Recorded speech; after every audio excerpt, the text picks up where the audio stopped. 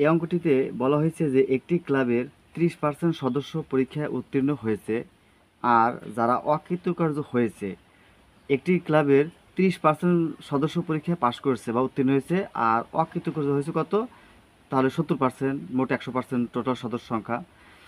তাদের 12 জন একটি কোর্সে ভর্তি হয়েছে এবং 30 জন ভর্তি হয়নি, ওই ক্লাবের মোট সদস্য সংখ্যা কত? তা আমরা এই প্রশ্নটির শর্টকাট উত্তর বের করার জন্য এইভাবে আমরা তুলব। প্রথমে মোট সদস্য দুই ভাগে বিভক্ত। পাশ করেছে 30% আর ফেল করেছে 100% মধ্যে, তারা 70% পরীক্ষায় তারা ফেল করেছে।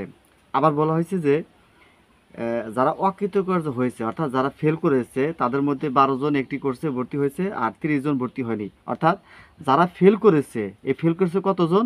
12 জন আর 30 জন। 12 জন কী করছিল? একটি কোর্সে ভর্তি হয়েছে, আর 30 জন তারা ভর্তি হয়নি। তাহলে এই 70%-এর মান কত? 12 আর 30 যোগ করলে আসে কত? 42। 70%-এর মান যদি 42 হয়, তাহলে 30%-এর মান কত সেটা কিন্তু আমরা বের করবো। এটা কীভাবে বের করবো? যদি আমরা শূন্য বাদ দেই, 7 দিয়ে যদি 42 হবে, তাহলে 6 7 42, তাহলে 6 আসে।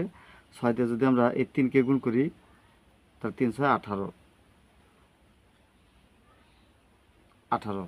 অর্থাৎ একটি ক্লাবের 30% সদস্য তারা উত্তীর্ণ হয়েছে, আর যারা অকৃতকার্য হয়েছে অর্থাৎ ফেল করেছে তাদের সংখ্যা 70%। যেহেতু 30% পাস করেছে, 70%, এই 70%-এর মান কত? 12 জন আর 30 জন। অর্থাৎ এই 70%-এর ভিতরে একটা গ্রুপ একটি কোর্সে ভর্তি হয়েছে, আর আরেকটা গ্রুপ তারা ভর্তি হয়নি, 42 জন।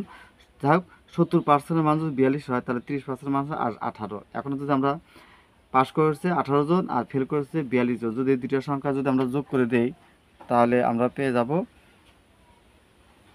18 আর 42 যোগ করলে আসবে 60। তার মানে ওই ক্লাবের মোট সদস্য সংখ্যা 60 জন।